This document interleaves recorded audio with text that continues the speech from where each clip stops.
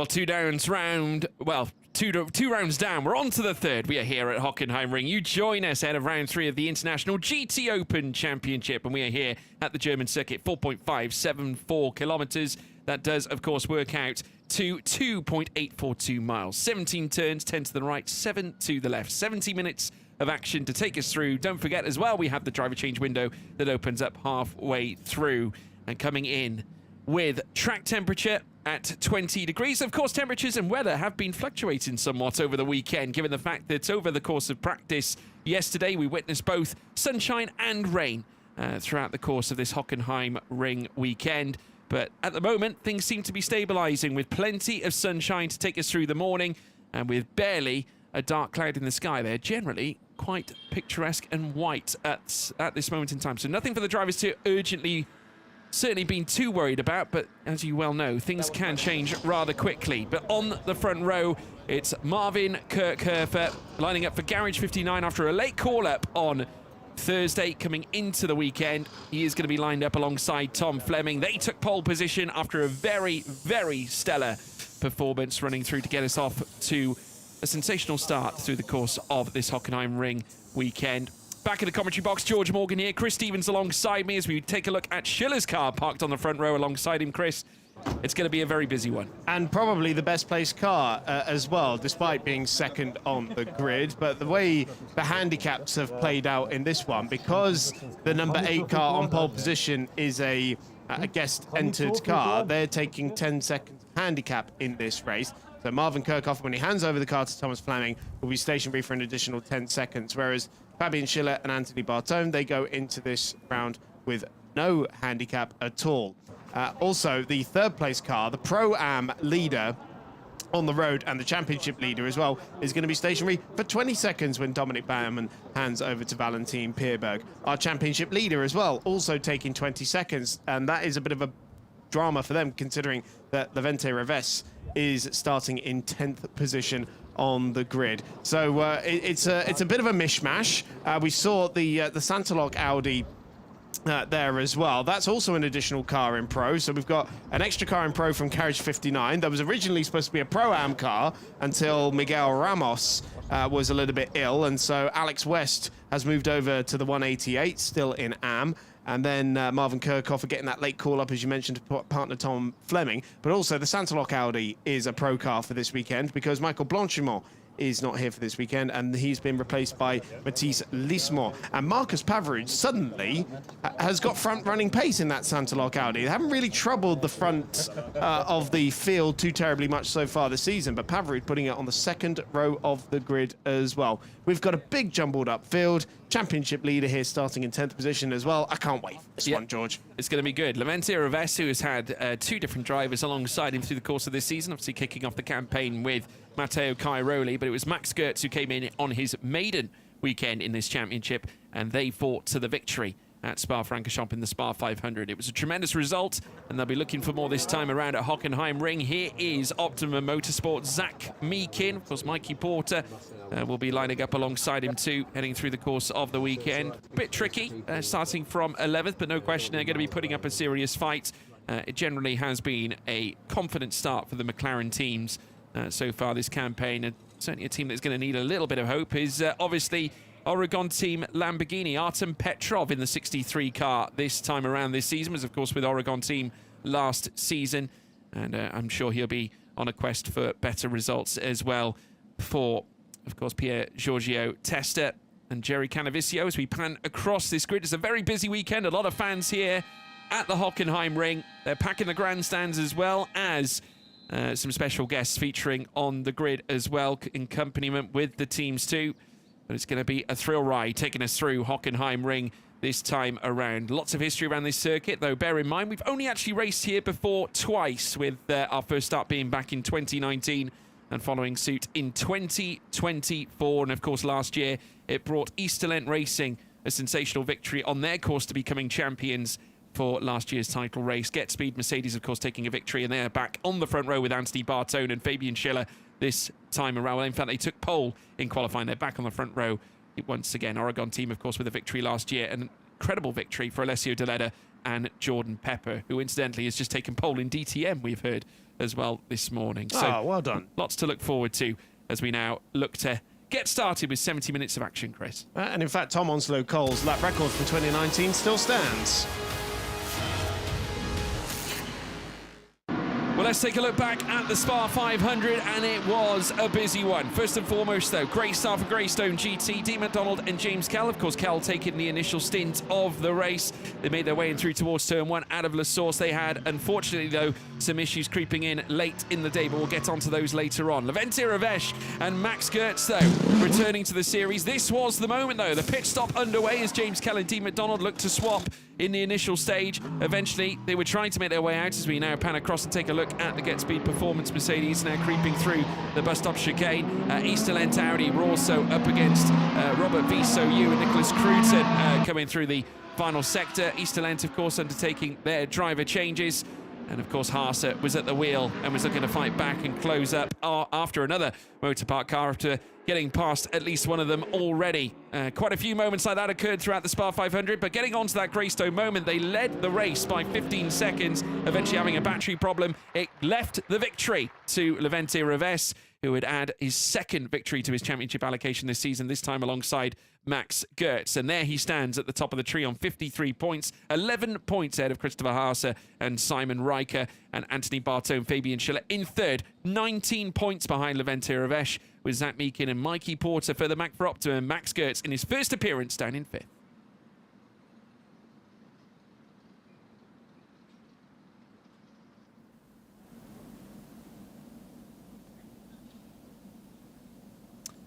So you now see the crews leave the long straight, leaving the cars to it and the drivers to obviously ponder as to what they're going to do for the start of the race.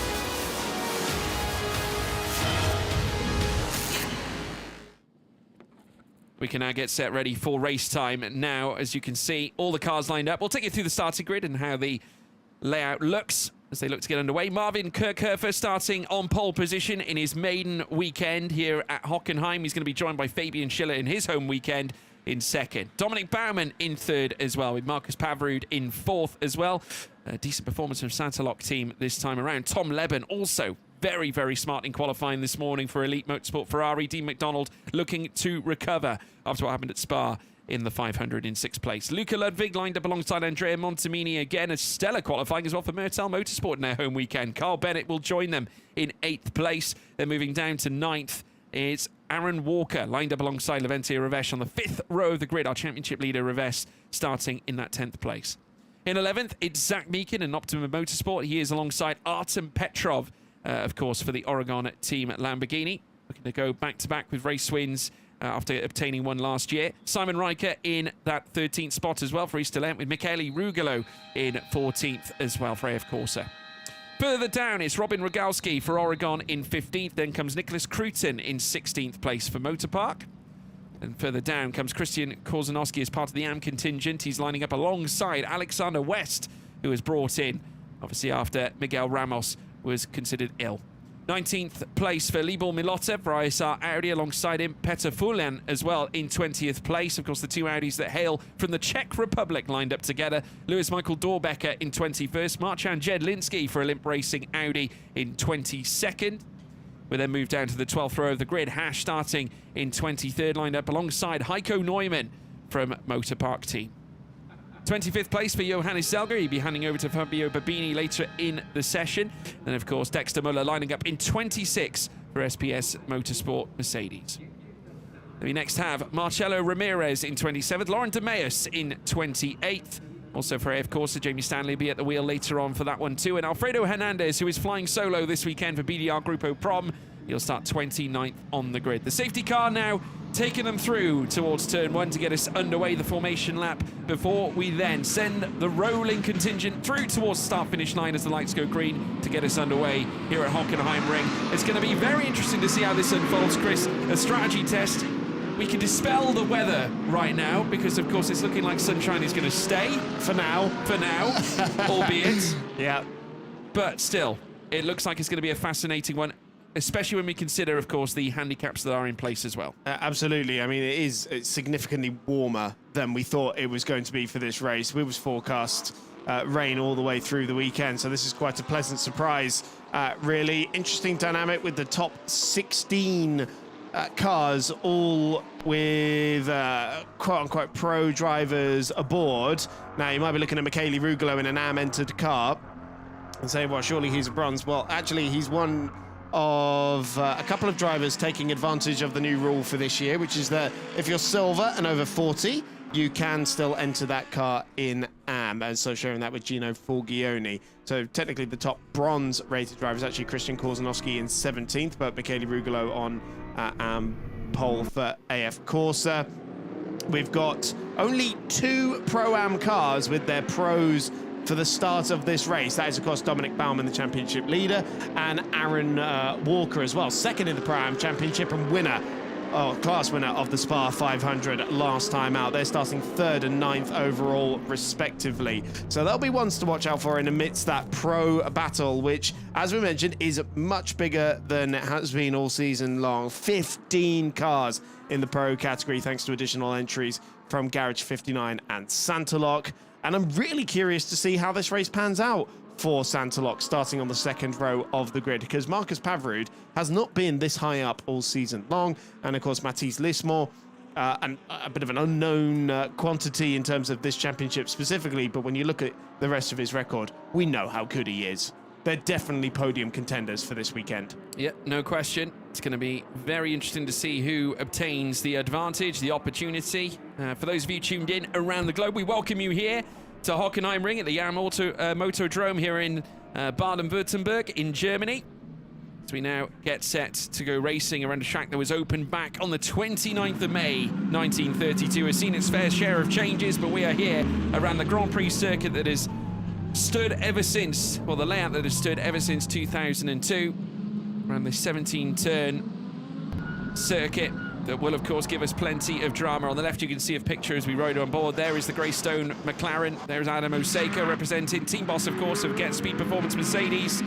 But it will be Marvin Kirchhofer in the Garage 59 McLaren on the left of your screen. And then, well, now on the left, I should say, of your screen now is Fabian Schiller in the Mercedes as they now trickle down. The lights blaze red, they go green, and it's pedal to the metal. And it's go, go, go, go, go. Great start for Marvin Kirchhofer, and he sails in front now, coming through turn 1 as they make their way out of Nord Curve on the run down through towards turn 2. A very close moment as well between 2 Mercedes further back, as now we watch as Dominic Baumann looks to close off the cars now starting to pursue up side by side now. Once again, great start for Greystone. Dean McDonald alongside Marcus Pavrud as they now look to assail coming out of turn 2 and turn 3, and then very certainly down through towards turn 4 as well. We ran on board with Robin Rogalski as part of Oregon Team Lamborghini. He's currently stood just waiting for his opportunity, as well as they round now in towards turn 5, out of turn 5 towards turn 6. It is Kirchhofer, Schiller, further back Baumann as well. Top Pro-Am at this moment in time, wheel to wheel again between the Santalock, and running very deep was the Greystone GT, and it's opened the door for Tom Leben, Ludwig, Reves,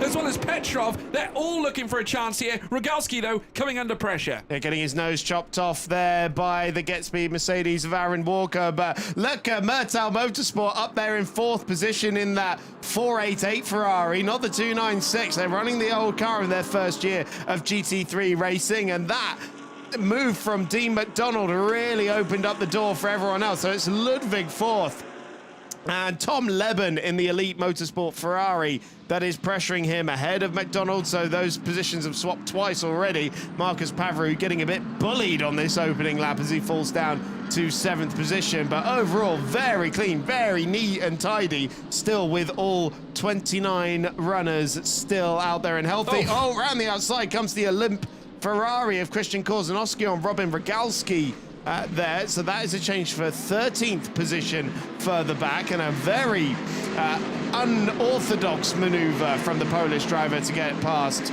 Rogalski as we start the 2nd lap of the race. Kirchhofer leads by just 0.6 of a second to Schiller. Now, Schiller knows that he's going to have the advantage when it comes to the pit stop phase, so I don't think he's going to be troubling Kirchhofer too much, but that is Alfredo Hernandez, the BDR Grupo Promises. Now, did that right rear look a little flat there? I wonder if that's picked up a puncture somewhere, but either way, Hernandez stopped at the side of the road. Yeah, obviously he started from the back of the grid, so that's not really a lot of change there, really, in terms of how the order are going to filter out. So, contact! Hernandez and round, yes! Yes, that's an Audi. Carl Bennett into the back of the Santalok Audi of Pavarud. Yeah, Pavarud, who looked to be on a very strong run coming off the back of qualifying, now sees it potentially come to the bitterest of ends as we now watch them make their way out of turn 6. This is Heiko Neumann we're riding on board with now, and he's in full pursuit of an Audi in front of him as well as they come down in towards turns 9 and turns 10.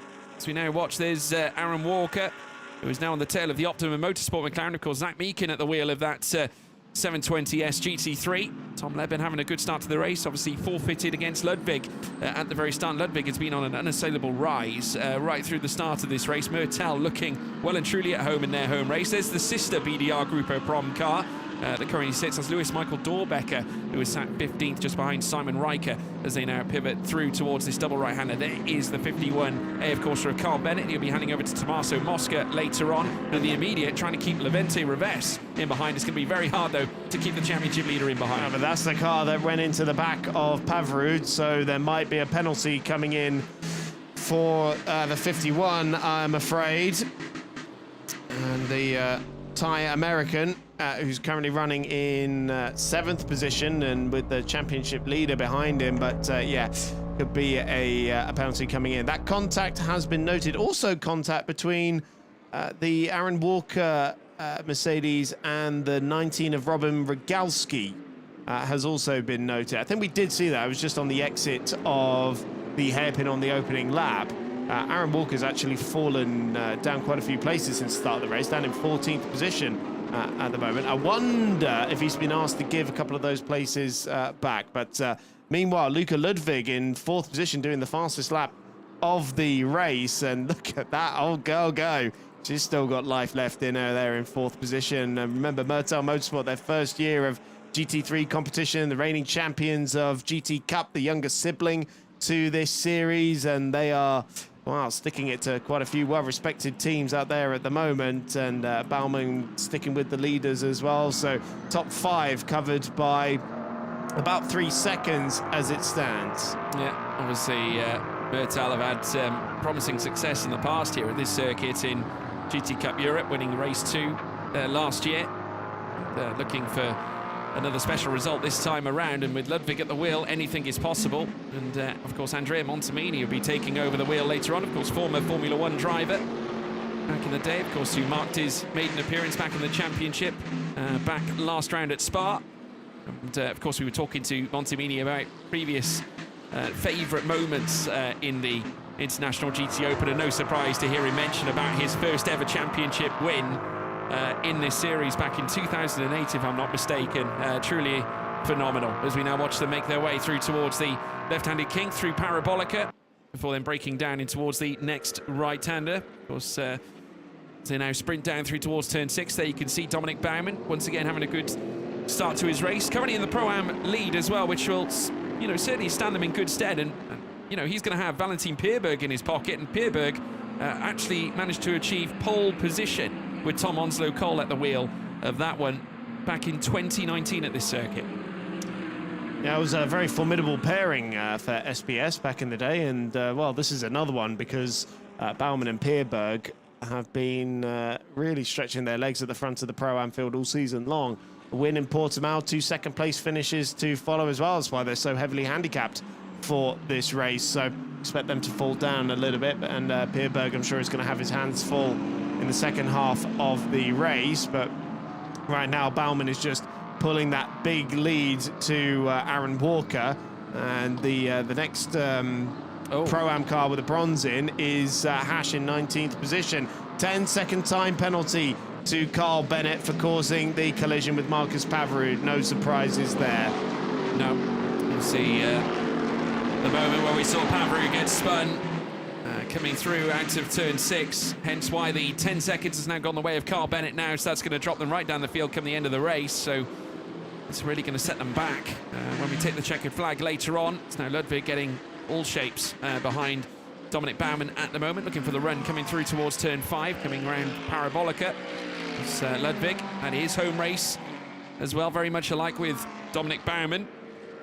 So they head down through towards turn 6 this time. Still Marvin Kirchhofer with the lead advantage. 2 seconds behind is Fabian Schiller. I'm sure be looking to try and take something here for the Get Speed Mercedes. Their own home event as a team. Plenty of Mercedes cars here out on track right now as we run on board with the Ferrari of Tom Leben. Still trying to maintain the pacing behind Ludwig. Really impressed with Elite this weekend. I've got to say, I've been impressed with them all season, in fact. Still in the top 5 of this championship fight, especially after performances at Portimao and, of course, Spa as well. Such a young pairing, and the team learning this car all the time, learning GT3 racing as well after stepping up from GT4 competition. Of course, the team well known back in Blighty for their success in Ginetta Juniors and GB3 and GB4 as well, taking on a whole new program this year and really getting on Ferrari's good sides with their ambitions to create a ladder all the way from Ginetta Juniors up to GT3 competition, and starting with their 2 young gun GT4 drivers from last year. Tom Fleming as well, who also had a very, very bright start to his GT3 life. Obviously winning the Ferrari Challenge World Final back in 2023. First season with McLaren and Garage 59 this year, though, as well. Yeah, well, I must say, he's had his own hardships as well that he has faced. He had a horrendous back injury back last year after taking part in GT World Challenge Europe, and in the Silver Cup obviously managed to achieve 4th place and took a few race wins on his way to achieving that 4th, but actually came back after his broken back and took a victory on return. So one does wonder, and certainly he does, had he actually been able to compete, had he not had the injury, they could have well won the title that year. So plenty of promise in that young man, that's for sure. Now, was that a puff of smoke from a tyre? I assume it was Luca Ludwig's. Now, these cars have got ABS. Very rare to see a lockup, and so I wonder if Ludwig needs to just dial the ABS on a little bit more out there. Further contact has been noted by the stewards and is being looked at. Contact between the 55 AF Corse of Laurent Demeus and Alfredo Hernandez. So down at turn 6 on the opening lap, that would have been. I wondered if Hernandez had a flat tyre, and that would explain that. So, of course, that is presumably contact that led to Hernandez retiring from the race. Could well do. See, they would have been manacled together at the start of the race, given where they started on the grid before we got the rolling start in full swing. There is Tom Leben, who has had a wonderful, wonderful transition to GT3, as we mentioned, from single-seater racing. We mentioned, of course, GB3 is one of the single-seater programs he did, of course, run, also competing in the Formula Regional European Championship by Alpine, where he took a seat with Arden Motorsport. Now in full pursuit of Luca Ludwig on the race around Parabolica before then reaching turn 6 out of turn 5. There's Schiller, 2.2 away before Baumann now enters down. Now we've got a penalty going car 55's way. Now that's Laurent Demeus. So we take a little look at the start picture-in-picture here, and we just saw a bit of side-by-side action. This is Tom Leben. Now, important to look at his entry coming through towards turn 1. There's Pavarud on the left-hand side. They jetted down in towards turn 1 through the finest of margins. You just see they're closing up with Greystone GT's Dean McDonald. And then, of course, the moment coming through where they ran wide, and Pavarud was one of the cars caught up in that as well, if I'm not mistaken, coming through out of turn 6, and they lost a few places. And there was the incident with Laurent Demeus and BDR Grupo Prom, Alfredo Hernandez. Yes, so that's what the 5-second penalty has just been awarded for. McDonald went fully off the circuit. Yeah. Didn't realise that from the initial shot, but he was completely off the circuit and took Marcus Pavarud with him as well, who got all sorts of roughed up in the first few laps of this race. Difficult start for Santalok. Yeah, absolutely. He's currently circulating in 22nd after being pitched round by Carl Bennett. There's no further investigation on that Aaron Walker and Robin Rogalski contact from the opening lap as well. So, I never thought I'd say this, as Marvin Kirchhoffer does the fastest lap of the race. That's not what I thought I'd never say. What I didn't think I'd say, Dominic Baumann looks like a cork in the bottle here, with Luca Ludwig and Tom Leben in very close proximity. And also, I'm sure anyone at Ferrari is looking at this, hating the fact that the 488 is currently beating the 296 out there. But of course, balance of performance very much in play here, as further back, Carl Bennett with 3 seconds to Dean McDonald in front, but the championship leader, Levente Revest, still close behind him. Then Artem Petrov, then Zach Meakin, another of our young gun GT4 graduates in the Optimum Motorsport McLaren in 10th position. Yeah, well, either way, it's one Ferrari meets another. 6/10 between Ludwig and Baumann at the moment, but Leben doing his utmost to rein in that gap that did stand at 3/10 actually as they came through the timing line last time out. As we now watch the battles further unfold, remember 10-second time penalty given to Carl Bennett after that incident earlier on. So as it stands, should it remain this result, obviously it won't, Rivest will of course gain a place regardless on Carl Bennett as they now zoom around this right-hander coming out of Mobile 1 curve. Out of turn 11 through towards Sachs at turn 12. But they've got to be so cautious on this tyre as well. So much degradation. We see a lot of fall off, especially around the final sector. Many of the drivers were alluding to that in free practice. Obviously, they'd gained time in the first and second sectors. Then just due to the traction you get coming out of the corners through the final sector, you just forfeit so much. So you really do have to have your wits about you. But that, of course, mainly attests to qualifying. But if you're looking to gain time on cars that are sat in front, it is so key that you pinpoint that area as a place for progression. As we now watch as the two Audis come together, and this is the two Czech Audis that are meeting. Of course, ISR Audi being one of them, and Full in Race being the other. That's the Santalok going by. Oh, Santalok, do apologise. Yeah, but that's the three of the Audis we have here. All this time. Well, four if you include Olymp as well. 5 on the grid in total. Who's the other one? Olymp. Yeah. Olymp, because they're still not using that 296 they bought. No. Which, to be honest, if I was the team boss and we just forked out a lot of money for a 296 and decided not to use it, I'd be a bit miffed about that. And I know why they're not doing it. They say they're not quite comfortable in it, but they're not going to get more comfortable by driving something else for the rest of the season. So, yeah, we'll see what happens with that 777. Fabian Schiller returning the serve now. 139.184, fastest lap of the race in second position. The gap at 2.2 seconds. But remember, the race-leading car taking 10 seconds of handicap with Kirchhofer and Thomas Fleming. So Schiller should be in the pound seat here. Look at those three Audis. Well, in fact, it is the trio of them together. Obviously, we mentioned the Santalok, but we've also got the Full in Race as part of this contingent. Obviously, further up the road, you will, of course, have Easter Lent later on as well. But yeah, you can see Petter Fullan and Marcus Pavrud just in front of him, Libor Malotta just behind him. Greystone GT, there they are. After the difficult start for Dean McDonald that saw him go very wide, he seems to have recovered quite well though, because now he's only a second and a half away from Tom Ledman. So with Baumann almost bottling up the cars behind, it's allowing McDonald to come back into this, and they can close up to the back of the two Ferraris, the 488 and the 296 of Tom Ledman, and potentially cause a little bit of a stir inside this top 5. The McLaren is 15 kilos heavier than it was in Spa, and it doesn't seem to be slowing down Kirchhofer too much. But of course, Dean McDonald and James Kell, race winners from earlier in the season, arguably should be much higher up in the championship than they actually are, because where are they? They're like 9th in the championship going into this weekend after not finishing at Spa, and they had some dramas in the second race in Portimao as well. So, and they won't have the handicap either this race. So no, they won't. So they should move forward a little bit, but then neither does Ludwig, neither does Leben in front of him as well. So yeah, they'll move forward a little bit, and you'll expect them to move past Baumann as well. But yeah, it's not sunshine and rainbows down at Greystone at the moment, unfortunately.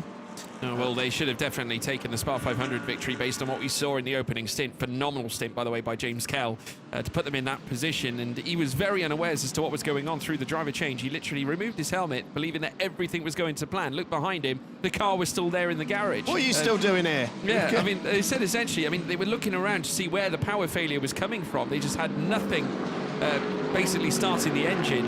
And then they discovered they've basically changed a battery. That's what they've done to try and get the car back into working order in the manner it should be. But neither way, despite finding the issue, it does not, of course, mend the fact that they could have come away with double points and a victory on top of that to, obviously help their championship campaign. But there is still one 500 a race to come this season. That is, of course, Monza, where they've had grand success already in the past. They won that last year. And there is a drop scores in this championship. You drop your worst 2 unless you do it at the double points race. Then it's just the 1. So they need to be squeaky clean for the rest of the season. Here comes Tom Leben in the elite Ferrari on the inside at the hairpin. Go past, bangs door mirrors. And that's getting very rough and wild up there on the runoff area. And so Tom Lebon rather ungracefully pushes his way past Luca Ludwig. Look at the damage on the front right there as well. And they don't make too many of those spares anymore, I'm afraid. Yeah, a bit of cosmetic damage there on the front end of that Ferrari 488 belonging to Luca Ludwig. And now that's going to open up a few doors potentially here for Dean McDonald. Here was the moment again at turn 6, just late on the brakes from Tom Leben, who was hunting after that improved position in 4th, and unfortunately coasting out wide, taking Ludwig with him, as well as the Ferrari 488 as the new gen car, the prior gen car, crashing together. Yeah, that's big brother beating up little brother. Yeah, it is pretty much, as we now watch as the 26 makes its way through, and a great move there as well. Pavarud up into 19th position now past Hash. Yeah, good move, needed to be done as well. 19th place for Marcus Pavarud. Of course, Hash will be handing over to Alex Fontana, who is a mighty racer inside his car collection Porsche. And we watch as Marvin Kirchhofer in his maiden start in the International GT Open, still holding on to that race lead. But Schiller, I must say, the gap has maintained between 2.2 to 2.4 for quite some time now. But bear in mind, we do have the driver change window opening in 9 minutes or so. Of course, Kirchhofer will be handing over to Tom Fleming, and Schiller will be handing over, of course, to Anthony Bartone as well. That contact between Leben and Ludwig has been noted by the stewards. This is Levente Reves in the Motorpark Mercedes. Motorpark victorious for the first time in 2 years at the start of the season.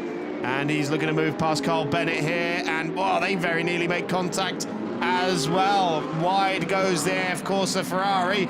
And Reves should have an opportunity without flashing the lights. I don't think he can see that, though. And he goes through on the inside at the King, and off again goes the Ferrari. He's going to stuff it back up the inside at 8, and Reves with his championship head-on bails out of that one and just about manages to chop across the nose of Artem Petrov there, so he doesn't lose the position. This is getting aggressive now with Carl Bennett already making contact with one car in this race and picking up a penalty for it, and very nearly doing so again with the championship leader. Yeah, obviously Reves looking to put the car in a good position, ready for, of course, Max Gertz to take the wheel for the second half of the race. And what he does in the initial here could prove dividends. And they'll only have one eye on one thing, and that is the championship. Of course, that's what's at stake here as they light up the sparks on the exit coming out to the final corner at turn 17. And before then, they make their way through towards turn 1 again. And at the rear of all this, you can see our reigning champion, or one of them at the very least, Simon Riker, just in behind of Christian Korzanowski at the moment. And of course, Peter Riker, who governs the team at Easterland, hoping for a big weekend this time around. They took some sensational results back at Portimao, and also were brilliant at Spa, where Haase was looking to chase down Gertz. Wasn't ultimately successful. There was just too much to do. But points gained by Easterland where they didn't think they would get any, or certainly nothing that they managed to achieve anyway. And East Talent will be at the Nürburgring 24 hours in a couple of weeks' time with Simon Riker and an all-Austrian lineup they have for that one as well. And interestingly enough, Christopher Haase and Luca Ludwig will be sharing a car out there as well. You'll find many of these drivers at all 3 of the 24-hour events to come, many of them in the Road to Le Mans over the course of the next week, at the Nürburgring 24 hours, and of course the Spa 24 hours at the end of the month, as well as Carl Bennett continues to lead championship leader Levente Reves into the stadium section this time. Artem Petrov and then Zach Meekin. Christian Korzanowski, the AM leader, isn't far behind this as well. And then Simon Riker, reigning champion, at the back of that queue as well. Not too far behind them is Aaron Walker, who's recovered one of the positions he lost at the start of the race. Been a very difficult day for that number 6 crew. Further back, we've got Dexter Muller banging wheels with is that Heiko Neumann in the 65? Yes, I believe it is. So Neumann ahead at the moment in 5th in class, ahead of Dexter Muller, but that was a bit close coming out of the hairpin. Yeah, like this was as well, coming up turn 2 and through turn 3. Of course, coming together again this time around. The cars belonging to Carl Bennett and Levente Reves, as we now ride on board here with Michele Rugolo, who is in a fight of his own against Robin Rogalski in the Oregon Team Lamborghini. Sits in that 14th place that Rugolo is looking to pounce on. Of course, another legend of the series, really, Rugolo. Allied with the likes of Andrea Montemini, and also we mentioned Miguel Ramos. We just want to say as well, on part of Garage 59, we do wish Miguel Ramos well. Obviously, I hope that he recovers from his illness. We look forward to hopefully seeing him back in the International GT Open very, very soon. Of course, a two-time champion of this series as well, back in 2015 and of course more recently 2020. So they continues to be a little bit of flashing here this time from Levente Reves. It is in his pursuit, closing up on Carl Bennett for that 7th place. That adds 5 horsepower, George. It does. Flashing the lights. It's a tried and true technique through the stadium section, and I'm sure Levente is getting a little frustrated here, stuck behind the Ferrari, which does have a little bit more turbo boost this weekend. Of course, when I asked AF Corsa how's that going to affect things, they say, nothing at all. But if you ask the guys stuck behind him, we'll say, it's all the difference in the world. There are demons on the straights, can't get around them. And, well, Reves struggling to get around the Ferrari at the moment. But using his championship head, you see, he hasn't been banging doors with him. He's been leaving him more than enough space and keeping his car clean. But Carl Bennett now 7.7 seconds behind Dean McDonald in 6th place. And so Maxi Gertz is going to have a little bit of work to do in the second half of this race to try and usurp the cars ahead.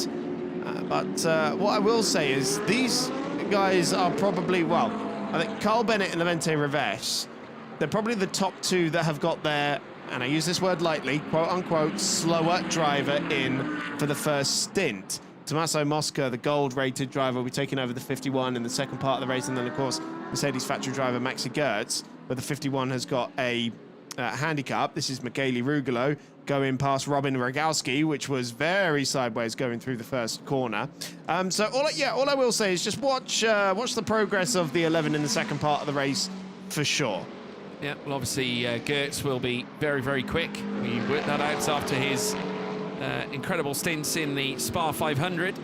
Now watch as the 20 of Don Baumann makes his way down through towards turn 1. Of course, more recently, aside from partnering up with Valentin Pierberg, we've seen him working alongside the other SPS driver from the past, Michael Pitamba, and they pulled off a magnificent display. I still remember it fondly, and I've repeated it probably time on time, but I really do look back on it fondly.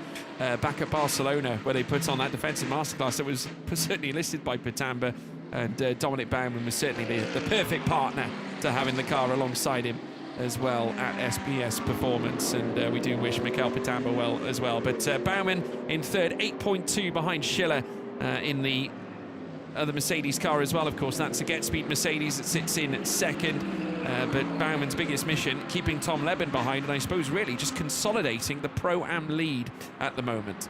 Absolutely, he's going to be stationary for an extra 20 seconds in the stop when he hands over to Valentin Pierberg, who, as a bronze driver, is no slouch out there. Oh no, this is Hash in the Car Collection Porsche, and he was the highest placed of the Pro-Am cars that had their AM in for the first stint. Oh my goodness, that was so nearly a repeat of last year. You remember last year he went off at the final corner and then collected someone rejoining the circuit. That was very nearly a repeat. With one of the Motorpark cars that I assume was Heiko Neumann. So that has dropped Hash down to 6th in class. That's a real shame for them. They're running very strong in the Pro-Am Championship at the moment, 3rd going into this weekend after a win in Portimao. Yeah, no, they'll be absolutely gutted about that one. Obviously, they'll be fighting back. There's still plenty of race left, and obviously, you never know, safety cars are a factor in this series. We have seen it in the past, but obviously we'll hope that it goes off without a hitch. We'll see. Look at this queue of cars that Carl Bennett has accumulated in this race. Well, it's not just him. I mean, it's Baumann essentially is, well, not Baumann, I should say. Yes, Carl Bennett, absolutely spot on. Reves further down in 8th, obviously waiting for his chance to land an attack. And obviously for him, he's been trying to get past Bennett for quite some time, but Carl Bennett doing enough to keep him at bay. Petrov also in this for the Oregon Team Lamborghini squadron, led, of course, by Jerry Canavicio and Pier Giorgio Testa, who have had champions with them in the past, for the likes of Leonardo Polcini alongside Benjamin Hites. Oregon became champions as a team as well not too long ago. I'd love to get back to those grandiose years as well for the Lamborghini squadron. But fortunately, in recent years, it hasn't proven to be factual here at the moment, but you never know. Still a long way to go in the season. We've got Easterland Audi now looking to make moves this time around. Simon Riker looking to the outside on Christian Korzanowski.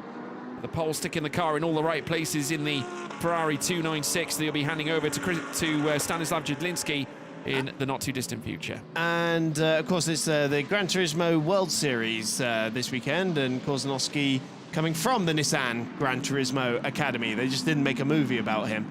And he is one of these bronze drivers who's sort of bronze by default, really. And bailing into the pit lane early, Tom Lebon. Yeah, change on. So we're now underway, and Elite have opted for a very early stop, so he'll be handing his car over this time to Tom Empson. So it's Tom Squared looking to make this change. Both of them coming off the back of their GT2 European Championship run, where they were both very successful. Of course, Tom Lebon taking it with Josh Rattican. So we now see more stops come in as well. Many of them opting for the early one, and no surprises. Tommaso Mosca stepping in for Carl Bennett. Yeah, and also Levente Reves in as well. Simon Riker handing over to Christopher Haase as well. And it's a fresh set of Michelins going on the AF Corsa Ferrari as well. A toss of the seat. They do get abused, don't they? One of the Oregon Lamborghinis is in as well. That is the number 19. So that's Robin Rogowski handing over to Philip Ugran.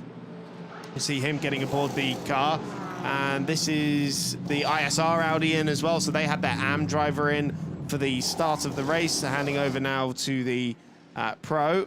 And that's Lucas Dunner getting aboard the Heiko Neumann started machine. Marcelo Ramirez is not showing the same pace as his pros, of course, but learning an awful lot is the Mexican. His first year of GT racing, his first year in Europe as well. And that is, splash of fuel going into the Porsche as well, which is needed in this 70-minute race.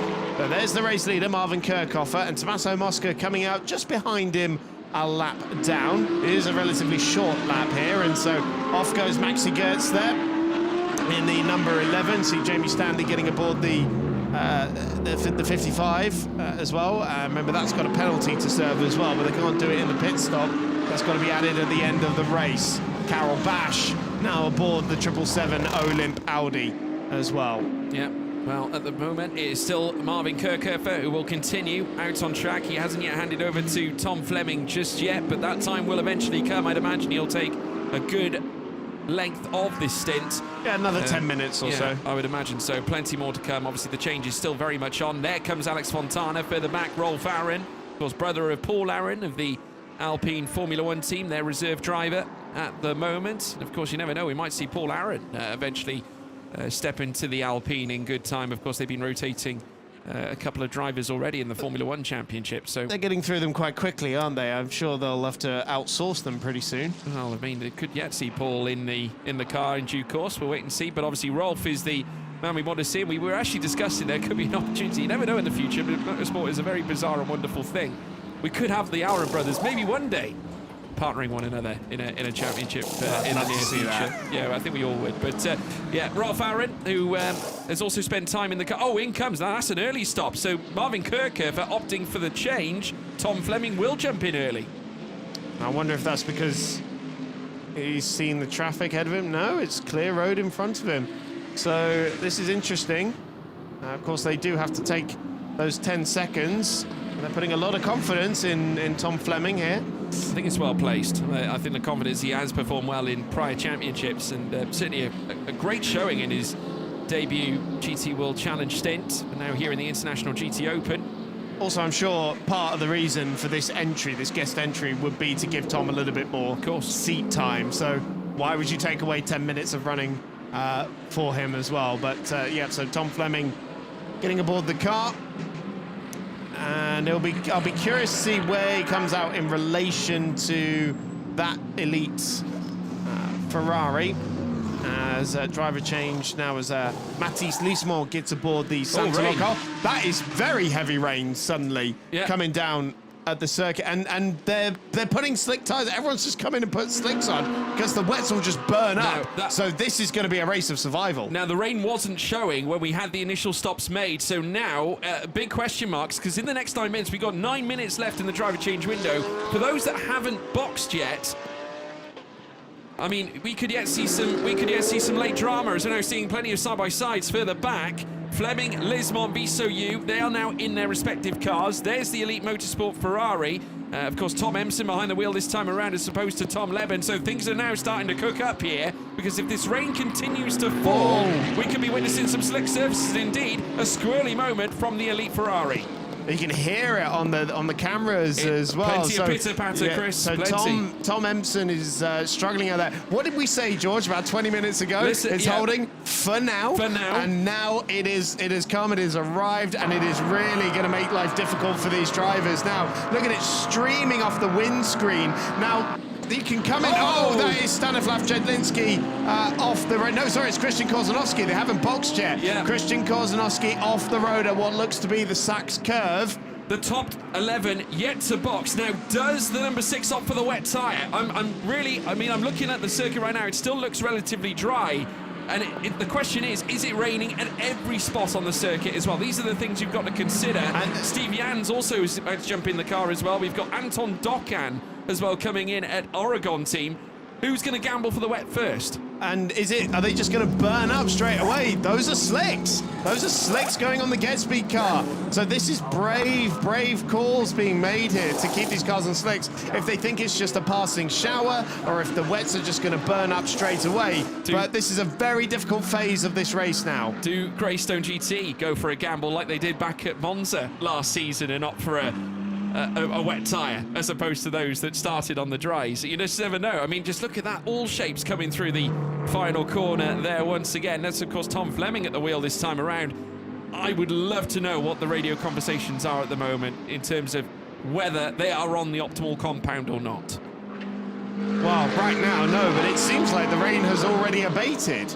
Bizarre. Look, it seems to have gone by already. Yeah. So I think it will just brush across the circuit.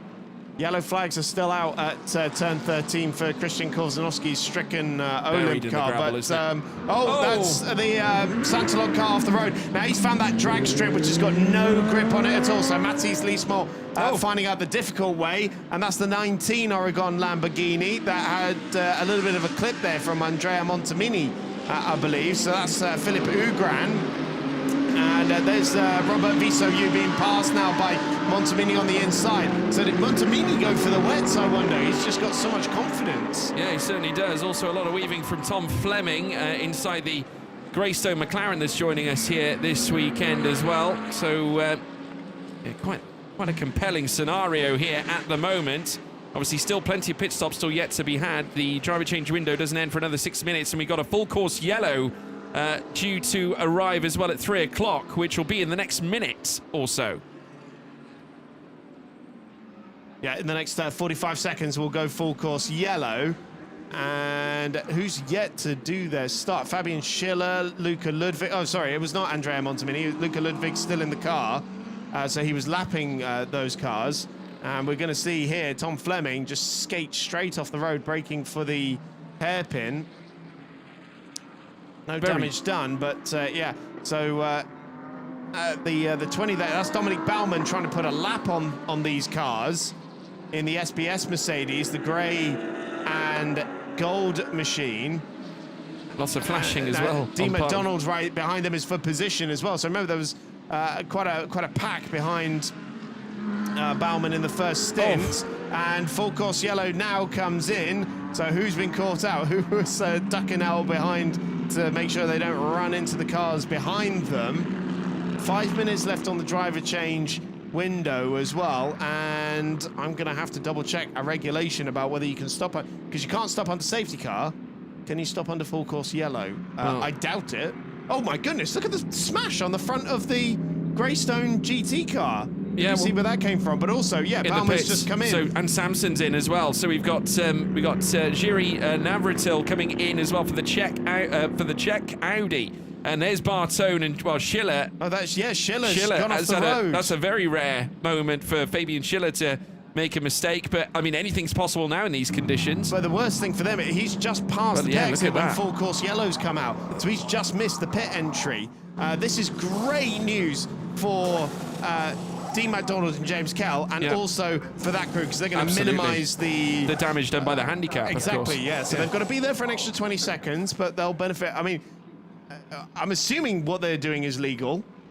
If it suddenly pops up later in the race, they've got a massive penalty for breaching the regs. Well, no. Montemini's in the pits as well. Now, they've already undertaken their driver change. And no. Luca's only just come in, I think. No, I think Montemini, because we saw him make an overtake earlier on. He was lapping those cars. Yeah, but back in the pits by the looks of it. So interesting. That is his first stop. Okay, so well, I mean, they're underway, making that stop happen. So we now watch them make their way in with new tyres on the car, it would seem. Now, a very compelling situation here at Hockenheimring. We'll have to wait and see how this is going to affect things later on in the day. Obviously, still cars down to Delta. The wipers still in full swing, so there must be still perhaps a little bit of spray out there on track, maybe a little bit of rain tumbling down. We will, of course, bring you news as to how the weather is standing at the moment. Fastest lap, just to give you guys some insight, of number 9 at the moment, lap 8. That is, of course, Fabian Schiller, who holds the fastest lap of the race so far. Driver change is due to end in the next 3 or so minutes. But still, at the moment, as Pierberg makes his way out on his outlap, Montemini doing the same. So here are the car jacks coming down. Some nice featurettes of what's happening inside the garages. But we're now coming down to a slow moment in the race before we get back underway, of course. But it has been a race so far of high drama. Plenty of action, left, right, and centre. Some side-by-sides aplenty. Also the odd collision as well, especially around turn 6, where we witnessed plenty of side-by-sides, of course. And penalties have been issued out in the process too, but still a very large question mark as to how the result is going to pan out, given the nature of events and activities we've already had since the green flags the green flag was raised and the red lights went out at the start of the race. But one thing we can say, Schiller currently on track, still with the lead of the race. Driver change, though, ends in 2 minutes. Yeah, so I think he's got to come in this lap, especially because at this speed, a lap is more than 2 minutes. So he's going to have to swing right now. He's just coming up to the pit lane entry. And indeed, I can see out the window that he does box, and so hands over to Anthony Bartone. So that will at least mean, so long as we don't go green in the next minute or so, that they won't lose out, to the others by stopping under, having their stop compromised by this full course yellow. So what that means is behind them, Valentin Pierberg's come out in the lead. This is shaking up everything, this full course yellow.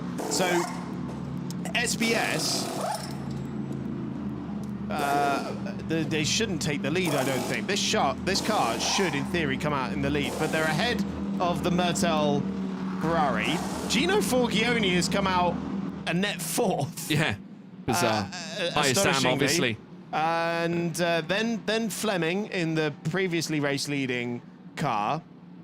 Tom Empson in the Elite Ferrari. Mikey Porter in the Optimum McLaren. Then Tommaso Mosca. Why has the Greystone come back into the pits? James Kell's just come into pit lane. He's tumbling down the timing order, and I can't even see him. No, he's not even. I can't even see him out in the pits at the moment. So no, a very interesting set of affairs at the moment. So whether there's an update required for our transponder, we will of course keep you updated, folks. Just watching them around coming through the stadium section. We've got quite a bit of visibility out on track here at Hockenheimring.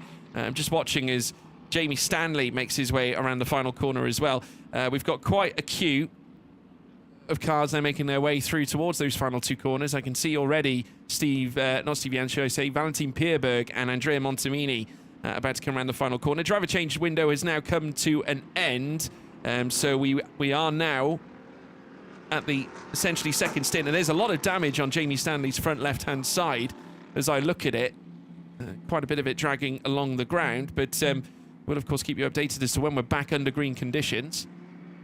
But I'm very confused about this Greystone yeah, situation. I'm looking I cannot around. see them. I can't see them either, so I'm very intrigued as to what's gone on here. I'm trying to look on the track map as well, actually.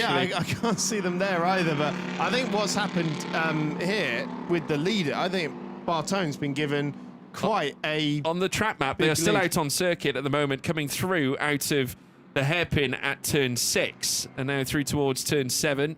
So as far as the track map's concerned, they're still on circuit, so they're not in the pits at Greystone GT. So the live timing, if you're seeing it at home and seeing Kel in the pits, I can confirm that is not the case. Greystone is still, apparently, in accordance to our track map, they are still running. No, it says they're parked up at turn 12. So I wouldn't trust that. Bizarre. And because also we can see... We'll have to do it the old-fashioned way. We can see Chris turn Stevens. 12, and it's not there. All right. Well, we've It's just somehow managed to disappeared. lose a car. It's disappeared from the face of the earth. Still under full course yellow conditions now, and we can give you a discernible order. Anthony Bartone leads the race. Valentin Pierberg is in second place for SPS and holding the Pro-Am lead. Andrea Montemini is third for Mertel. And now suddenly Mertel are in a position to get their first ever podium in GT3 racing. Gino Forchioni has the AM lead for AF Corsa in fourth position overall. Then is Tom Fleming for Garage 59, Tom Empson for Elite, Mikey Porter for Optimum, Tommaso Mosca for AF Corsa, but still with a 10-second penalty to serve at the end of the They are in the race. pits. I do apologise. James Kell is in the pits. They've actually wheeled the car into the garage. And that's why we couldn't see that's it, why because we there was couldn't a see it. sea of mechanics around it. Yeah, they've been looking at it now. It looks like they're looking at the front end of the McLaren. This is back-to-back weekends now that Greystone have had problems. I don't think this time around it's the power issue. I think more or less it's simply down to the damage that they've sustained already. So those of you who are looking to catch up, of course, we couldn't actually see it parked up anywhere until I sort of scaled every single pit box and discovered that there's a crew of Greystones now working in the garage, and there is a car parked in there. So James Kell and Dean McDonald, I would say that is them out of the race. But we're still under full course yellow at the moment. And that is a huge blow for the championship, because we were just saying they've already used up their drop score, their 2 drop scores in one race on the Spa 500. And now they're going to have another non-score here. And the safety car is out on track now. Yeah, so that's standard procedure to speed the cars up. And so we've been under full course yellow for quite some time now. And that means the tyres are going to be incredibly cold, and we've already got a slightly damp surface out there. So get the safety car out, bring them up to speed, and let them get some heat back into the Michelin rubber. That is standard procedure when the full course yellow comes out. Safety car just needs to find the leader, so he lets 2 of those Mercedes go. Then he'll find Fabian Schiller there, who should have quite a few cars between himself and Valentin Pierberg behind him. Yeah.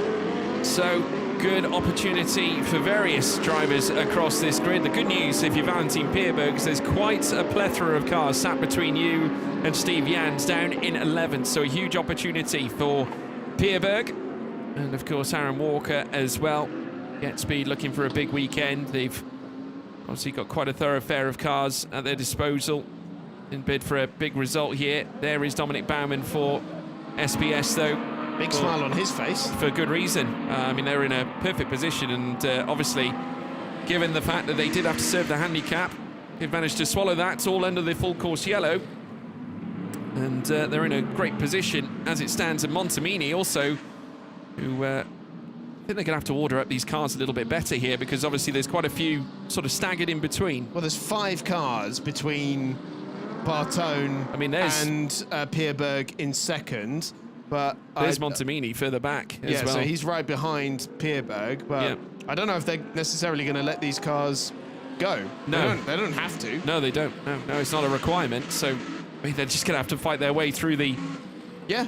through the Yeah, this isn't back Formula markers. One. We're not going to sit here and say, oh no, off you go. We'll stay on the safety car for a little bit longer and deny you some racing. Go for it. They're going to have to fight for the places that are left in between themselves and Bartone. So if you're Valentin Pierberg right now, you need to get yourself through past 1, 2, 3, 4, 5 cars, in order to try and close up to the back of Bartone. So big mission on his hands. At the same time, he doesn't want to really be bottlenecked because, of course, there's plenty of cars further back. You could also factor in Steve Jans whilst he's in 11th.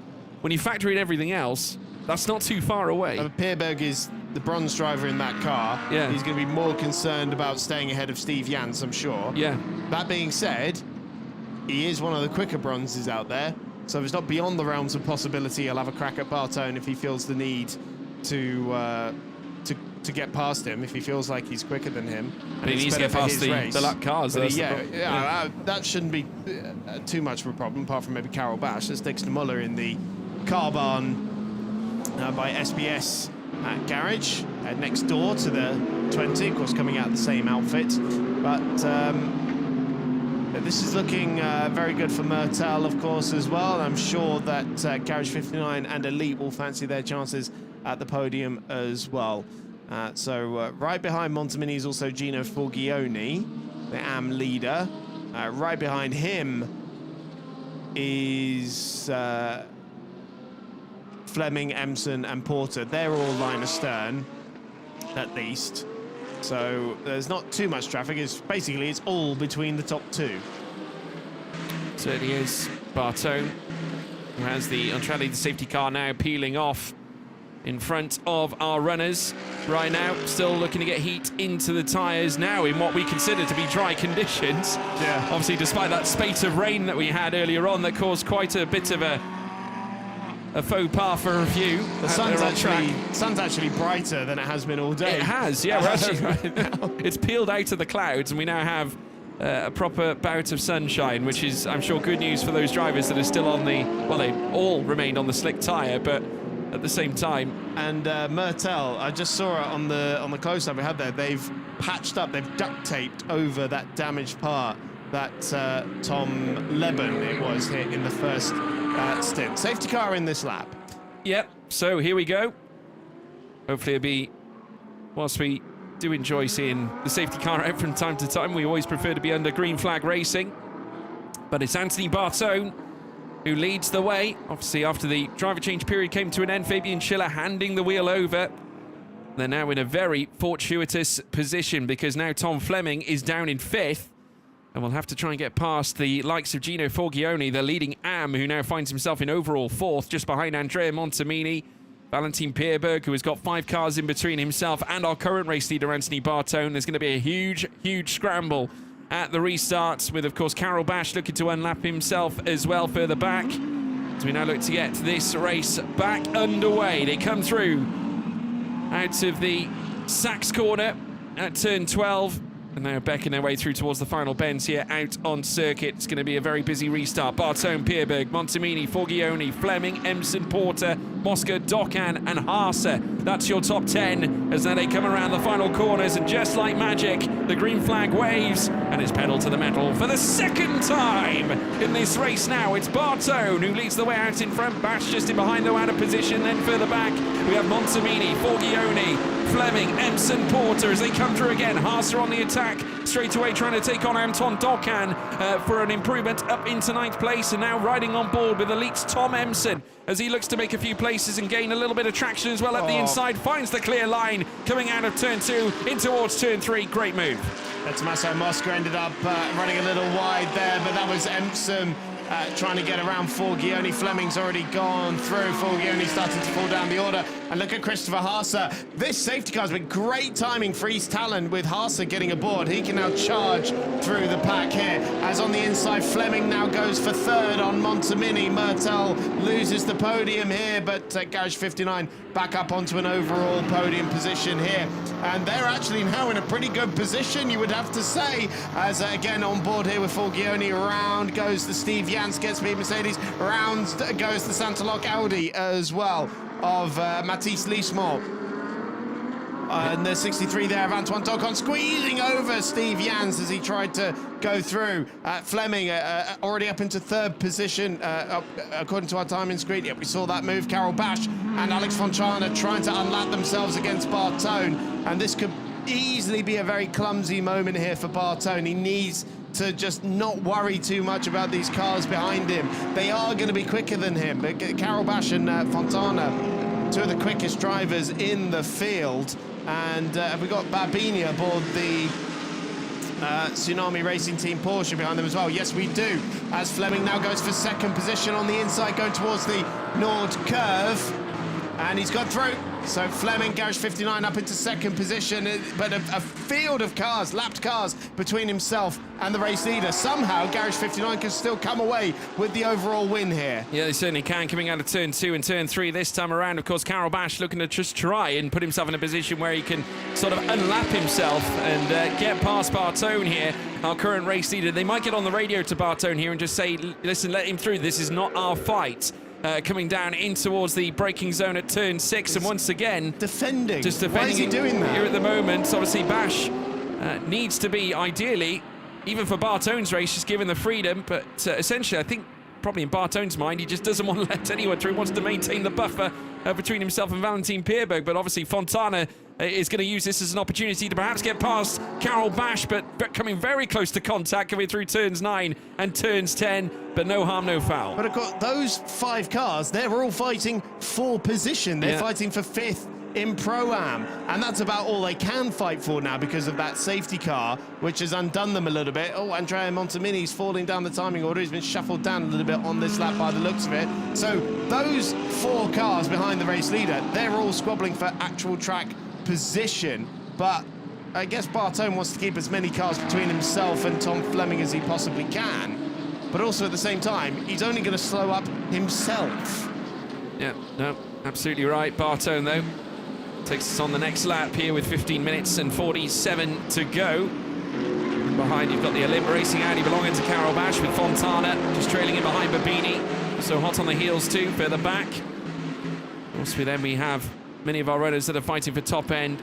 Of course, Tom Fleming just in behind the AF Corsa of Jamie Stanley. There goes Tom Empson, who's now past Pierberg. It would seem now this time has got the upper hand past the SPS Performance Mercedes. And a little flash of the lights from Fleming as well as he looks to try and close up to those back markers. Just letting them know, letting them aware that he is that faster runner. Here comes Bash again. Once again trying to unlap himself. Still once again to the inside goes Bartone. Not giving the position, does not want to offer Bash an olive branch to get through, but a very untidy exit for Bartone will allow, nonetheless, Carol Bash surely the better line to race through in towards turns 9 and 10, and will comfortably now move through and pass Bartone, and Fontana looks to do the same at turn 9. This could so easily come undone for Bartone as Fontana goes through and Babini drives straight round the outside. Yeah, see, I'm not sure Bartone's made the best decision here or hasn't been given the correct information about who he's actually racing, because look who's suddenly on the scene. Well, Tom Fleming is only 2 cars back, and look at that, now there's nearly contact for Bartone there going through the Sachs curve as Lucas Dunner tries to get underneath him. This is just such a precarious spot that Bartone's found himself in, and around the final corner it's now about a second between the top 2 with 2 cars in between them. Well, as they come down now through towards turn 1, Fleming getting a little closer. He's now only 0.8 away. Haase has got past Mikey Porter and up into 5th, so that's a great move there for East Talent Audi. Ralph Aaron getting past Max Gertz and Philip Ugran, it would seem. Ugran now dropping down to 15th place as Jamie Stanley's already been surpassed by Fleming. as he looks to try and get closer and closer to the back of Anthony Bartone's car. There's now only one that stands in between them. That, of course, being driven by Lucas Dunner this time around with 13 and 35 to go. Haase now ahead of Pierberg. He's starting to really knife his way through the field this time. And has got a little bit of a gap to find now on Tom Empson, who is now for that on-track third position. So the next move for Haase will be for yet another pro driver for third place in the field as they now race in towards turn 9. And crucially, no cars between Empson and Haase. No, that's right. So that's 2 seconds of clear road.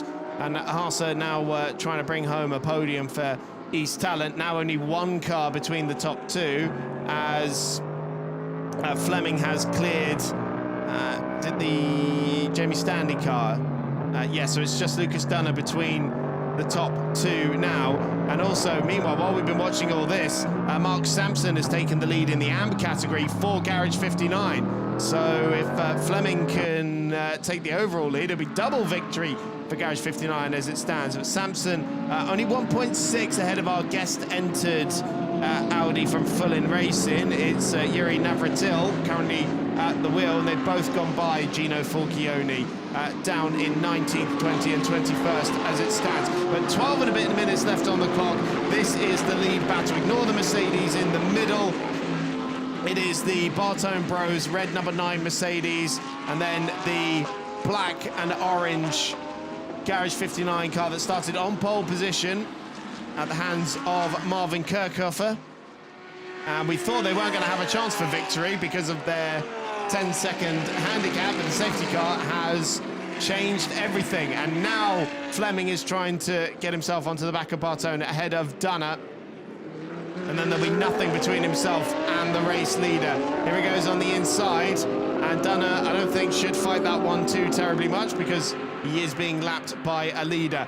Nothing separating the top two now. Yeah, the fight is on. It's a straight fist fight now over P1 between Bartone and Fleming. And they're going to be taking us around now very shortly through the final sector of Hockenheimring. But just how long can Bartone hold back this tenacious young man who has been absolutely brilliant in years gone by, now part of Garage 59 ahead of his first season in the International GT Open, or at least his first visit into the championship now as they beckon through this very tricky turn 12 coming out of Sachs Corner. He's hot on the heels now of this Mercedes AMG GT3. I'm sure there'll be plenty of advice being sent along from Schiller's direction to Anthony Bartone just to try and give him a helping hand to keeping this young man at bay. Fleming, since jumping into the car after the fantastic initial stint from Marvin Kirchhofer and his stellar qualifying lap that put him on pole to begin with, they're now looking to take the lead back as they enter in towards Nord Curve, out of turn 1 down through towards turn 2. The thoroughfare of traffic now as Bartone looks to go defensive. The inside line potentially open here. Fleming going for the move already, is he not? Contact between them as they now come out of turn 2. Turn 3 to come. Now looking for the better line. In comes Lucas Dunner, who's going to look to try and unlap himself as well by the same process. But Fleming, now essentially they're almost 3 wide. Here comes Dunner again up the inside. He's got the nose of his car alongside Tom Fleming. Remember, that motor park car is not in this fight. That is a lapped car belonging to Lucas Dunner as they now break down in towards turn 6. Who's going to win in this exchange now? Fleming goes through and up the inside, past Bartone, and will take the lead of the race. Bartone went too deep into the hairpin, allowed Fleming to go through, and Lucas Dunner just complicating things for the other two drivers in this battle. And now he's going to try and unlap himself against Bartone. And here comes Empson as well in the elite Ferrari, the yellow car on the inside. Contact with Bartone, he gets shoved onto the grass. He tried to get round Bartone for second place. He runs wide on the exit of 11 as well. And that's great news for Christopher Haase. Comes up the inside of Jamie Stanley, who makes life a little bit easier in unlapping him than he did in Paul Ricard last year. You should watch that one back if you haven't already. So this is the battle for second place now, absolutely line astern through the Sachs curve as Empson tries to get underneath the American driver in front of him, but also very aware of the former Audi Works driver in his mirrors as well. Around the last couple of corners, 9 minutes left on the clock. And it's a great run down the straight here for the Ferrari. A bit brave move on the inside of the Nord curve. He backs out of that one, but Empson here's got some great speed. So does Haase, who could yet come away with a podium. That'd be great news for East Talent, who've been really struggling with that car all weekend long. And again, Emson looking to the inside. He's not left an awful lot of room. Gets squeezed out. Here comes Haase on the inside of the exit of the corner. How have they not made contact yet? Unbelievable stuff, but Haase's through. Haase's through. He's got most of his car ahead. I'm sure he's getting a bit of a tow from the Mercedes in front. Now the V10 Audi manages to pull clear and put himself up into third position. Emson fights back on the outside, but you're not going to nail Christopher Haase around the outside like that. No, tricky, but Haase getting the job done nonetheless. Brilliant effort there from East Lent Audi's Christopher Haase. After Simon Riker did the initial stint, of course, they started in 13th on the grid and now see themselves into the podium. This is the moment where the elite Ferrari got shoved onto the grass, just trying to find his way past Anthony Bartone, but just could not find the avenue for the overtake. And now Haase is on the tail of Bartone this time as they look to fight over second place as they cross the sector split. Haase confirmed third, with Emson now down in fourth. Ralph Aaron now starting to make places as Steve Jans now comes into close contest here with Valentin Pierberg. And as the exchanges happen, Haase up the inside, contact between the two, and through turn 12 out of said curve, it's Christopher Haase now into second place. That was like a knife through butter. Christopher Haase up into second place, and somehow they keep dragging podiums out of this thing. Favour has been very much with them, but now we thought Garage 59 coming here with a pro car and with Marvin Kirchhoffer especially, they were going to cause some headaches for the championship contenders. And considering, they have definitely done that. Considering this as well, as we now watch as Tom Emson goes around the outside of Anthony Bartone coming in towards turn 2. Fastest lap for Tom Fleming, our race leader, side by side. Touch. And having to take the off track there was Tom Emson. He'll have to yield that. He will have to give that back because the overtake was done off the circuit, but that's not now the issue, because now Mikey Porter is now on the back of this now, and if Emson gives the place back, in the process he might lose out to Mikey Porter as well at the same time, because they're going to go 3 wide heading down in towards turn 6, and here we go again. Bartone around the outside, Porter up the inside as well, and his McLaren 720S GT3 for Optimum as they now look to curtail through towards turn 8. Big opportunity now as they streak onwards, contact between the two as they rub together, and Bartone trying to vehemently defend against the rising Mikey Porter, and Bartone with the nose of its AMG in front here of the McLaren will hold position, and through goes Tommaso Mosca. Mosca through into 5th position now, ahead of the Optimum McLaren that was quote-unquote shoved off the road at turn 8. I have to see it again really, but Bartone's trying every trick in the book to try and maintain position at Mosca in a good spot now. I'm telling you now, a huge opportunity here is once again Mosca on the attack. Oh my goodness. Collision again. There's not going to be an undented corner on that Get Speed Mercedes by the end of the race. No. Oh, he very nearly wipes out his teammate as well, but Bartone, there's no grip out there on the drag strip, and it's all come undone once again for the Bartone Bros crew. Montemini going on by as well, so Bartone's going to drop down through the field. That's going to promote obviously a string of drivers further back. Haase now looking to try and put a dent in the time gap between Fleming and himself. Over the last lap, Haase did put in a personal best, and it was faster than Fleming by approximately 0.3 of a second. As they now fly around turn 5, out of Parabolica, and of course not forgetting further back. Now this is once again Lucas Dunner, of course further back, looking to try and unlap himself, but obviously I'd imagine will remain behind Haase. Doesn't want to overcomplicate things for himself neither. I just want to say, as well, as we just take a look at this replay, this is where it all went a little bit wrong. This was the contact coming in towards the final corner at turn 17. It's so hard to make a move there. It is Stick. tricky. Oh my goodness. Doesn't get any better, whichever angle you look at it. That would have been a very expensive moment for Get Speed. Yeah, it would have. Just look at this now. Spun the tyres, and goodness me, that was so fortunate. It could have ended in a total different fashion coming in towards the final bend at turn 17. Haase coming now down in towards Sachs curve again at turn 12. Gertz has got past Pierberg. Now, this is a huge chance for Fleming. And can I just say as well, East Lent to put points on Levente Reves in the championship. Well, yeah, because we've gotten a bit lost with where, because Max Gertz is only in ninth position. He's in 9th place, yeah. Which is not where I expected them to be at all. But then I think they didn't manage to get their stop done under the full course yellow, did they? We got yellow flags out at turn 8. This is why. This has been a dismal day for BDR Grupo Prom, because that's Amory Bondwell in the 28 that started by Lewis Dorbecker. That's down in 21st at the moment, and so their first car, the Alfredo Hernandez car, retired on the first lap, and now they have one facing the wrong way at turn 8, and it's still there, I think, by the sounds of it. Yep, it is. It's still got those yellow flags out there, which I imagine will remain until the checkered flags. We've only got a couple of laps remaining.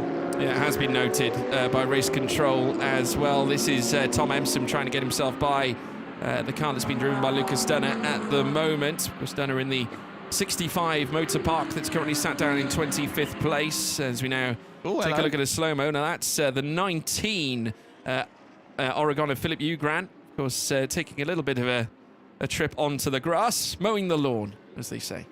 It's the world's most expensive lawnmower, especially with that badge on it. So Tom Fleming, 3.6 seconds to the good on Christopher Haase, who did a personal best last time round, but it was matching the pace of Fleming. So it's looking very good for Garage 59 to not only take the overall win, but double victory as well, with Mark Sampson still leading the way in the AM category. We also have failed to mention Steve Jans taking the lead in Pro-Am. Oh, look at that bit of debris that's just come off the back of the Audi. You see? Off that rear left, yeah, by looks the of it. grass coming off the curb. It was slowing him down, Chris. That's what it was. That important, can it? It's made the car lighter and faster. So I just finished off that. Steve Jans has taken the lead in Pro-Am for Get Speed. Valentin Pierberg's dropped down to second. They are currently 8th and 10th overall. Yannick Mettler is 2 cars back, but it's only a second separating them. So Yannick Mettler for SPS, their carbon by SPS car, might still be able to take a further podium position here, and a 10-second time penalty for the 13 Motor Park car, Robert Visoyu, for causing a collision. I don't believe we saw that one. No, that's car 13, you're absolutely right. 10-second time penalty going their way. Tommaso Mosca basically getting past the lapped Lucas Dunner at the moment. So now there is a full-on battle now on for third, because now Tom Emson is the only car that lines up in front of him, and still that BDR Grupo Prom car still sits at turns 7 and 8. Yeah, they'll just leave it there until the end of the race. Well, It's only a minute and 12 to go, so it won't be long before we bring out the checkered flag. So these places now, this battle here for third is so prevalent at the moment with Emson and Mosca right now, as we watch as the car collection Porsche under the hands of Alex Fontana continues to fight with Carol Bash. That's 5th in Pro-Am, and as you said, this is the highest they can get, because they lost so much time with the safety car. Yeah, 55 seconds they lost under the safety car to the cars in front of them. So that is the best they can do. But Tom Fleming starts the final lap of the race, 3.9 clear of Christopher Haase. Yeah, blue flag's being waved as well. That is, of course, Fabio Babini inside the Porsche that just stands in front of Fleming at the moment for Tsunami RT. But Fleming has been an absolute... it's been an astonishing performance on his part, but also his teammate Marvin Kirchhofer, and we would expect nothing less from Kirchhofer, or neither. We shouldn't certainly demean the fact that Fleming, of course, has had a wealth of incredible results come his way in recent times. Obviously, in the last couple of years of him in GT3 racing machinery, now arriving here in the International GT Open, keeping Haase at bay, lapping faster over the last lap than Christopher Haase as well, by over half a second, as we now watch him come through the middle sector. Only one sector left to run as he looks to coast through and by Fabio Babini on the run down in towards turn 11 out of turn 10.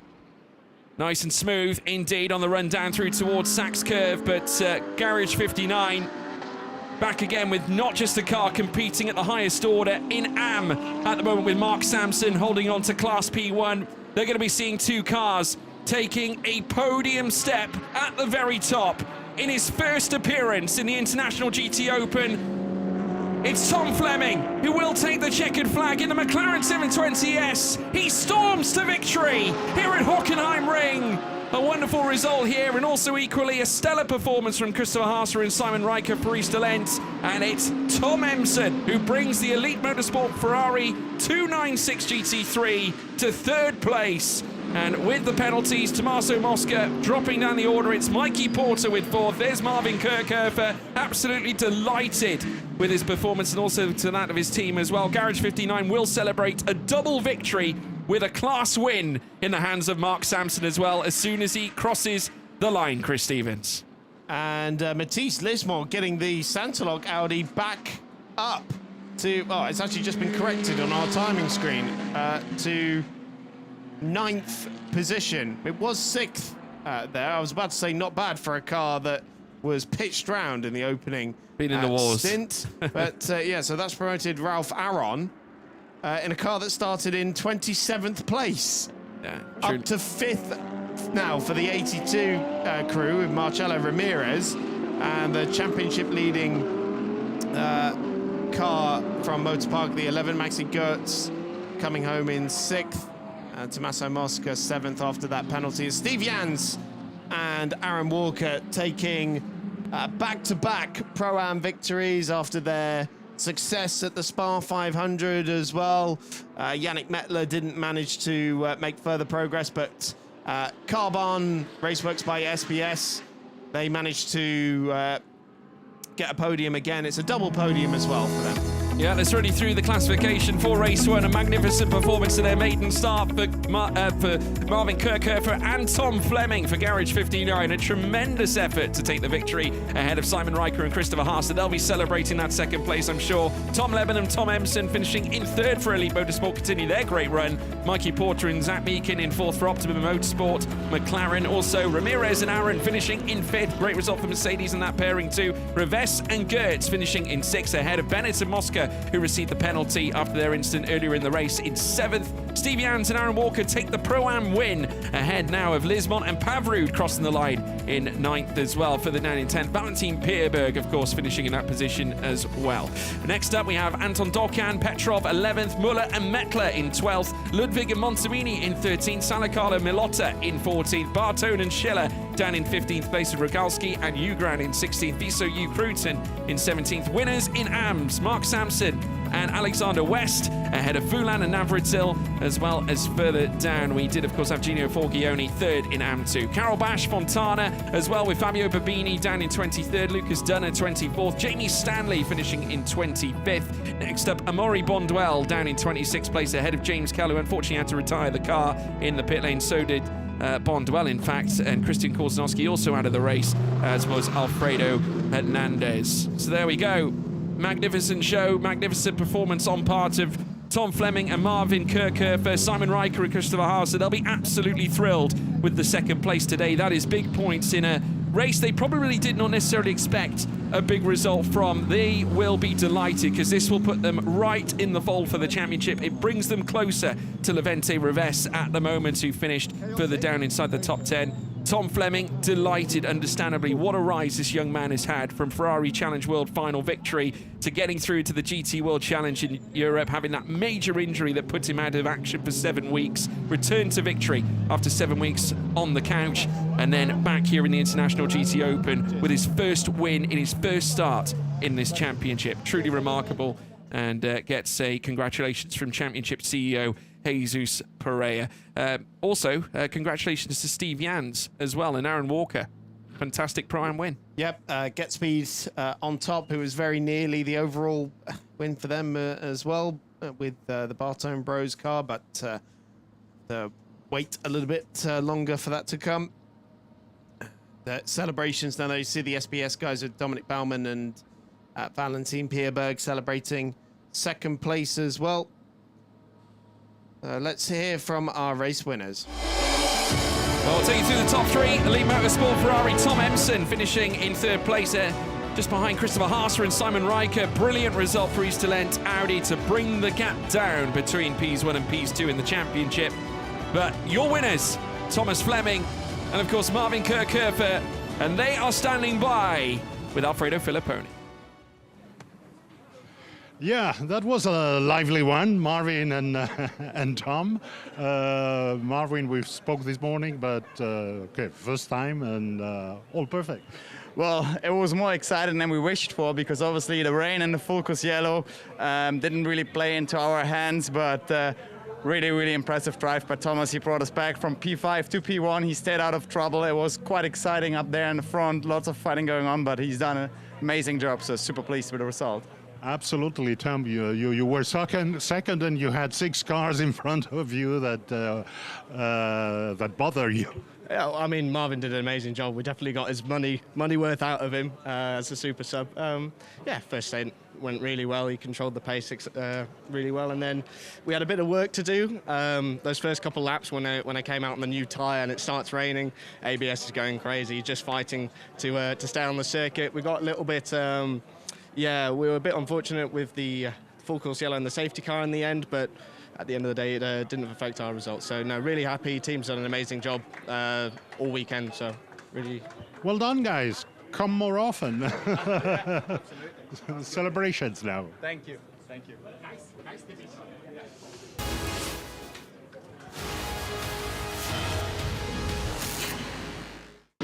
Well, it truly was a bizarre race. Let's take you through it. Marvin Kirchhofer getting a very decent getaway off the rolling start, managing to lead through turn 1, of course keeping back Fabian Schiller for the initial. It'll be those two right through the course of the initial stint of the race. Further back, Dominic Baumann also getting a really strong getaway as well. He was side by side further back, and a little bit of contact as well for poor Luca Ludwig, who had come to blows with Tom Leben right at the get-go in the elite Ferrari. Then the pit stops would unfold finally then for the driver change period. Inward step, of course, Tom Fleming, who would eventually take the car to the bitter end. We did, of course, see Christian Korzanowski go off track and into the gravel trap, which brought an end to his race. Plenty of action, though, to take us through after the full course yellows. We did, of course, have erupted. We had, of course, Anthony Bartone trying to defend his position right at the top of the order. Eventually, though, sweeping up the inside would be Christopher Haase in the move of the race, I would probably say, at turn 12, coming through Sachs Curve. Tom Emson, who was taking the Elite Motorsport Ferrari right to the bitter end, would eventually come toe-to-toe with Anthony Bartone. And, of course, entering that fight would be Mikey Porter. Very close call here as well. Furthermore, for Bartone, very nearly catching his own teammate from the Get Speed camp. But it would be eventual winners Thomas Fleming as well as Marvin Kirchhofer in their maiden start, first appearance of the season. And they'll be lifting the winning trophies aloft. As we now move across to the podium celebrations. Magnificent performances all round. I'm not sure who's happier with that result. I mean, of course, it's a great victory for Thomas Fleming and Marvin Kirchhofer, but equally, if you're Christopher Haase and Simon Riker, who weren't necessarily expecting much out of this weekend, this is huge in the context of the championship. And same could be said for Tom Emson and Tom Leben, a magnificent third place. Absolutely. So it's second place finish of the season for Haase and Riker after the first 4 races of the season. And for Tom Emson and Tom Leben, it's their second ever podium in GT3, growing in confidence there as the Garage 59 representative on the top step as well. I mean, Kirchhofer and Fleming had an awful lot thrown at them in that race, but here's the British national anthem.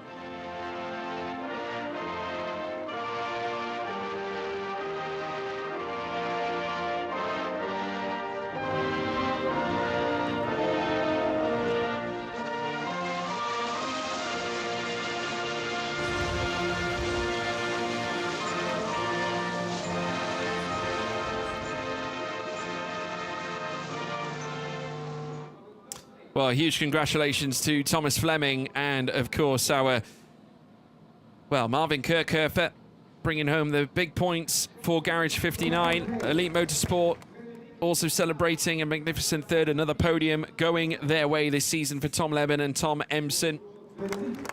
And second place trophies being presented by the Michelin representative to East Alent Audi. Home podium for Christopher Haase. Yeah, of course, and home victory for Marvin Kirchhofer. And yeah, like I said, they had everything thrown at them in that one, from the rain and the safety car there as well, which probably helped them a little bit. Not so much the full course yellow, but the safety car undid a little bit of that damage. And got to say, Tom Fleming took every opportunity he needed to, really. Certainly. Get up there. They posed for the photos. Certainly did. And, of course, Michelin representative presenting the winning team's trophy to the team representative from Garage 59. And it won't be long before they celebrate again because, of course, Mark Sampson and Alexander West, that'll be AM, of course, but we do have the Pro-Am, of course, trophy presentation to go through next at the moment. That's got to be the first overall win for a Garage 59 car since 2018. Probably or not far something off, like that. yeah. I'm going to double check that tonight. We'll have a look at the facts. Tune back on in that one, tomorrow folks. for the finalised statistic. Yeah, don't go away. The best is still yet to come, as they say. But we have got also the Pro-Am podium. And congratulations to Yannick Mettler and Dexter Muller, also on a special Pro-Am P3 performance, which I'm sure they'll enjoy. See Dexter Muller on the left. Double podium for SBS. Of course, they run the car barn entry, and then they're number 20 in second as well. So great day for the German outfit, of course, and their home race. They're based in Wilsbach, the Stephenson run outfit. But of course, it's Get Speed on top, the Nürburgring-based team. They've got a very busy couple of weeks coming up as well with cars at the road to Le Mans. Steve Jansen, Anthony Bartone will be racing there next week. They've got Ralph Aron and Fabian Schiller as part of their lineups at the Nürburgring 24 Hours, and lots of, pretty much everyone, all of their drivers, plus Yannick Mettler and Carol Bash for the Spa 24 Hours as well. So yeah, it's a good time to be at Get Speed as the SBS boys take their second place trophies. Steve Jans and Aaron Walker, they close in 2 points on Baumann and Pierberg, so it's now just 2 points separating those two crews at the head of the Pro-Am championship. And even though it's effectively 3 wins for Janssen Walker because of the double points in Spa, and then this one here. But Baumann and Pierberg haven't finished outside the top 2 all season. Means we're going to be in for a very close Pro-Am title fight. Oh, yes. I think coming into the end of the season. And it's great to see the 2 top contenders currently stood on the podium together. Pierberg and, of course, Dominic Baumann will, of course, be back, I'm sure. Steve Jans, though, has been highly praised by Aaron Walker, who is, of course, the faster driver out of the pair, the young man from Herefordshire. Certainly has a grand relationship with his fellow driver at Get Speed. But, yeah, a wonderful celebration, of course. Credit as well to Yannick Mettler and Dexter Muller. And now, next up, now we mentioned the AM podium as well. Garage 59 celebrating another win because Mark Sampson and Miguel Ramos have been doing stupendously over the course of the championship. And incidentally, they haven't actually finished outside of the top 3 all season long in AM classification. Outside the top 2 even. Well, they finished, it's top 2 because, of course, it was 8 points in race 1 back at Portimao, and they took home 10 points to take the AM victory in race 2 at Portimao. Back-to-back wins off the back of Spa. Make that 3 in a row off the back of this race today. So they are on a flurry at the moment of big results. So they'll pull out, what is it, 10 points over Rugolo and Forgione, I'd have thought, with them in third. If this continues, their drop score might be a second place at Portimao. Well, yeah, but that's a wins advantage they've got now over Rugolo and Forgione, so that's really impressive stuff. And of course, our guest entry for this weekend, the Fullin race by Interaction, Peter Fullin and Yuri Navratil in their Audi on the podium in their first appearance here in the International GT Open. Yeah, we also welcome back Michele Rugolo and Gino Forgione in third place.